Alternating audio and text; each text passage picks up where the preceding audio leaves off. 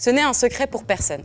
La gestion de la crise sanitaire a provoqué une nouvelle vague de demandeurs d'emploi sur le marché du travail. C'est près de 3500 licenciements qui ont été annoncés entre le mois de septembre et le mois de décembre 2020. Entre 600 000 et 700 000 emplois pourraient être ainsi menacés selon les syndicats de Pôle emploi en ce début d'année 2021. Depuis 40 ans, le taux de chômage ne cesse de s'accroître, au point que les dernières générations se sont habituées à vivre avec un chômage qui augmente sans cesse. Pourtant, la garantie à l'emploi est un fondement de notre République, puisqu'il se situe dans ce que l'on appelle le bloc de constitutionnalité. Chacun a le devoir de travailler et le droit d'obtenir un emploi. C'est ce qui figure dans le préambule de la Constitution de 1946. À l'angoisse de la crise de l'emploi s'ajoute désormais celle de la catastrophe climatique vers laquelle nous allons tout droit. Nos gouvernements semblent bien désemparés face à ces deux immenses problématiques aujourd'hui. Quelles sont les possibilités qui s'offrent à nous pour permettre à près de 2,4 millions de chômeurs de retrouver un emploi stable? Est-il possible de concilier défense de l'emploi et lutte contre le changement climatique? Pour en discuter, nous accueillons aujourd'hui Alexandre Ouizil, porte-parole de la campagne Un emploi vert pour tous.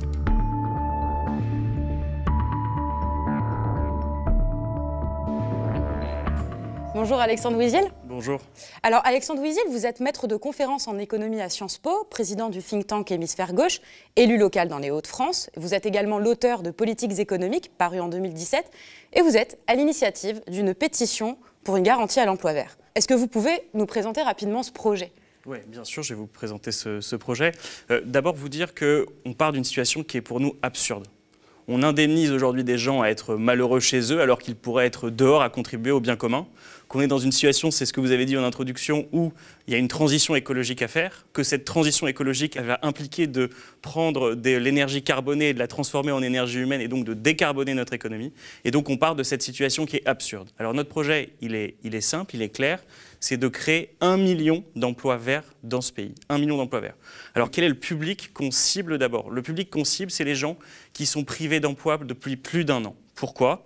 Parce que lorsque vous êtes au chômage depuis 1 an, d'abord du côté des employeurs, il y a une forme de stigmate qui commence à s'installer. Ça commence à être difficile de trouver un emploi. Et puis même pour vous, les choses commencent à être compliquées. Le moral baisse, ça commence à être difficile.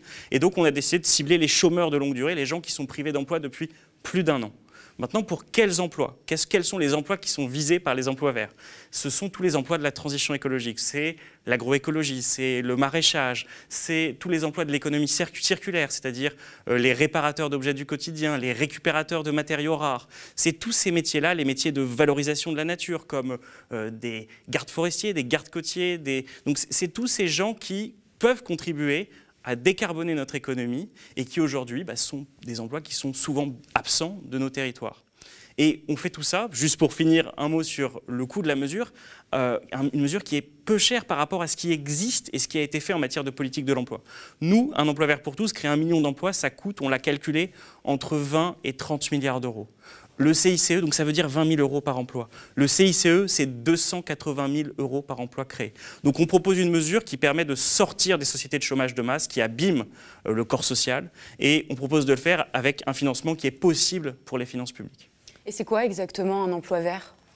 C'est tous ces emplois qui sont sur les territoires et qui permettent, je ne sais pas, je vais vous donner un exemple concret, une recyclerie. Une recyclerie. Au lieu d'avoir des objets qui sont jetés, on sait que l'incinération ou l'enfouissement, ce sont des catastrophes écologiques. Au lieu d'avoir ce type d'objet, vous pouvez avoir sur un territoire une recyclerie qui s'installe. Et cette recyclerie, elle va permettre de donner une seconde vie aux objets et d'éviter une forme de surconsommation. C'est ce type d'emploi. Pourquoi est-il important de mettre l'accent sur l'emploi et non pas, comme certains le souhaitent, comme ça peut être le cas de Benoît Hamon, sur la question d'un revenu universel? D'abord, peut-être vous dire que être sans emploi, c'est une catastrophe individuelle. Je vais juste vous donner quelques chiffres pour qu'on comprenne bien de quoi on parle. Ça a un effet terrible sur la santé, le chômage. Lorsque vous êtes au chômage, vous avez 25% de faire un syndrome dépressif. Lorsque vous êtes au chômage depuis plus de 6 mois, vous avez 33% de chances de faire un syndrome dépressif. Lorsque le chômage augmente de 10% dans ce pays, le taux de suicide augmente de 1,5%. Lorsque vous êtes au chômage, vous allez 2,5 fois moins chez le médecin si vous êtes une femme et 3,5 fois si vous êtes un homme. Vous avez un surrisque de maladies cardiovasculaires, d'AVC, etc., etc. Au total, ce que calcule l'INSERM, c'est que le coût de l'emploi en termes de vie humaine, de l'absence d'emploi, c'est 10 000 à 14 000 morts par an. Alors, on s'habitue à des chiffres rocambolesques avec le Covid sur les morts, mais si vous comparez à la sécurité routière, les morts sur les routes, c'est 3 500 morts par an. La sécurité de l'emploi, si on arrivait à la créer, c'est aussi tous ces morts-là qu'on évite, et donc c'est quand même un enjeu individuel. J'ajoute juste un point. Familial, lorsque vous interrogez les syndicalistes, par exemple des Conti, lorsque l'usine a fermé, sur les 700 salariés, c'est 250 ruptures. Rupture amoureuse, hein, là je parle de leur vie familiale. Voilà pourquoi pour nous l'emploi c'est important. Donc là c'est le niveau individuel, puis au niveau collectif, il y a une très vieille étude peut-être que vous connaissez qui s'appelle Les chômeurs de Marienthal. C'est une des plus vieilles études de sociologie du travail qui date de 1933 dans le contexte de la montée du nazisme et qui raconte comment à Marienthal, quand l'usine ferme, qu'est-ce qui se passe. Et là on voit que, je vous donne un exemple, c'est sur les mentalités politiques, ça me semble absolument incroyable. Les gens arrêtent d'acheter des journaux politiques. Ils se mettent à acheter des gazettes avec des faits divers. C'est ce que constate l'étude. Alors que les gazettes sont plus chères. Hein. Donc tout d'un coup, les gens se désintéressent. Il y a une forme de désaffiliation politique. Il y a une forme tout d'un coup de croyance dans le millénarisme qui augmente. Donc en fait, ça abîme même les mentalités politiques. Et puis, il y a un coût économique qui a été calculé par ATD Quart Monde. C'est 36 milliards d'euros par an. Donc ça coûte 36 milliards d'euros par an aujourd'hui le chômage de masse. Voilà pourquoi c'est important. Maintenant, par rapport au revenu universel, pour répondre peut-être plus directement à votre question sur le revenu universel, il y a une générosité dans le revenu universel. Nous, on le nie pas, c'est pas le problème. C'est juste qu'on n'a pas du tout la même vision de l'avenir. La vision de l'avenir de ceux qui défendent le revenu universel, c'est de dire on va dans un monde où la robotisation va s'installer, un monde où le travail va devenir une denrée rare, et un monde donc où il va falloir donner une forme de minimum à tout le monde. Nous, on n'est pas du tout là-dessus.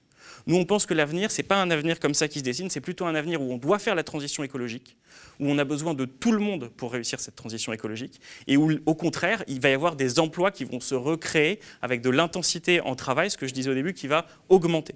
Et donc notre vision à nous, c'est au contraire qu'il n'y aura pas de chômage technologique ou pas autant que l'estiment les gens évidemment du revenu universel, que depuis le commencement de la mécanisation, on annonce la fin en fait du travail. Hein. En 1830, à Lyon, il y a des canuts qui lancent des machines à tisser dans la rivière parce qu'ils pensent qu'ils vont être totalement remplacés par des robots. Et aujourd'hui, il y a des études encore un peu catastrophistes qui disent 40% de l'emploi va être remplacé, mais il y a des études qui disent plutôt 9%. Nous, on ne croit pas qu'il va y avoir un remplacement des machines, que les machines vont remplacer l'emploi. On croit au contraire qu'on va retrouver des emplois dans les métiers du lien et dans les métiers de la transition écologique. Et qu'est-ce qui fait aujourd'hui que l'emploi manque? Qu'est-ce qu'a fait le gouvernement jusque-là pour contrer ce problème? La vérité, c'est que ce qu'a fait le gouvernement et que nous, on ne peut que trouver bien, c'est éviter que les gens tombent au chômage avec cette espèce de filet de sécurité qui a été le chômage partiel dans les entreprises pour permettre d'assurer que les gens ne basculent pas dans le chômage complet. Donc ça, c'est pas un problème pour nous. Mais sinon, du point de vue de la création d'emplois, pour nous, rien n'a été fait. Je vous donne un exemple très simple, très concret. Les emplois dits aidés. Moi, j'aime pas ce mot parce que pour moi, ça veut rien dire. C'est des emplois complémentaires qui lancent les gens dans la vie, etc., qui concernent notamment les jeunes. On est à un plus bas historique qui n'est jamais atteint. On est à moins de 100 000 emplois. Dans les années 2000, on avait 1 million d'emplois subventionnés dans ce pays pour différents, les besoins sociaux, demain les besoins environnementaux. Mais donc on est sur un poids. Pour nous, le gouvernement est totalement absent en fait de la question de l'emploi. Il espère de manière un peu magique qu'en mettant les conditions dans les entreprises, l'emploi se recrée, mais on n'en est pas du tout là. Donc nous, on est très inquiets justement du fait que demain, le filet de sécurité État va se résorber. Certains syndicalistes avec qui je discutais disaient la mer va se retirer. La mer, c'est-à-dire quand l'État va se retirer, on est très inquiet des destructions d'emplois, du retour des faillites dans les tribunaux de commerce, etc., etc. Tout ça, c'est ce qui peut nous attendre demain. Dans un contexte où le gouvernement a décidé de durcir les conditions d'indemnisation des chômeurs. Il faut le rappeler. Baisse des indemnités, baisse de la durée d'indemnisation. Enfin, on va vers quand même dégressivité de cette indemnisation. On va quand même vers des jours difficiles pour les chômeurs et rien n'est fait sur le front de l'emploi. Aujourd'hui, on a deux types de discours qui peuvent s'affronter sur ces questions. Il y en a un qui dit que l'écologie n'est pas une priorité, qu'il faut absolument trouver des solutions pour justement la question du chômage de masse, de la précarité, et un autre qui s'alarme davantage sur la crise climatique. Pourquoi avoir choisi de lier les deux ? Justement, nous, on n'est pas du tout dans cette opposition qui ferait qu'il faudrait s'occuper d'un problème et pas de l'autre. Il faut réussir à tenir le problème par les deux bouts. Il faut réconcilier la question de l'emploi et la question du climat. Et nous, notre option, c'est bien de dire que Les secteurs disons, du passage de la transition sont des secteurs qui sont riches en emplois. On va à un moment avoir besoin de plus de bras et de moins de machines. On va avoir besoin de plus d'énergie humaine et moins d'énergie carbone. Et donc, il n'y a aucune raison d'opposer ces deux sujets. Et au contraire, il faut engager une transition. Il faut avoir, à côté de ce volet emploi vert qui permet de capter un certain nombre d'emplois, une grande planification sur le front de l'écologie pour pouvoir effectuer cette transition. Mais pour nous, cette transition, elle est riche en emplois. Elle n'est pas du tout pauvre en emplois. C'est tout l'inverse, puisqu'on a besoin de l'énergie humaine demain pour réussir à faire cette transformation. Alors, du coup, oui, vous nous avez donné des exemples. Vous dites qu'effectivement, cette transition va demander beaucoup d'emplois. Mais est-ce qu'il n'y a pas un problème sur la formation des personnes qui sont aujourd'hui au chômage, qui ne sont pas nécessairement formées à ce type d'emploi ? Alors je pense que là, il faut qu'on rentre en effet dans le détail de la mesure telle qu'on l'envisage et comment on veut créer des emplois.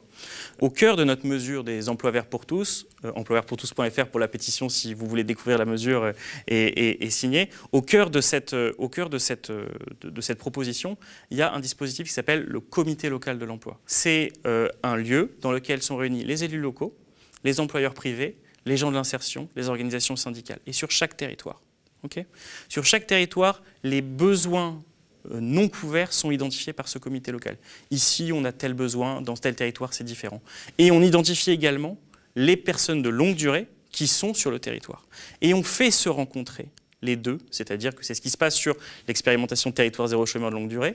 Il y a quand même 10 territoires en France qui ont aujourd'hui cette expérimentation qui essaye d'éradiquer le chômage de longue durée. Et dans 3 territoires, ils ont atteint ce qu'on appelle l'exhaustivité. Il n'y a plus aucun chômeur de longue durée sur 3 territoires sur les 10.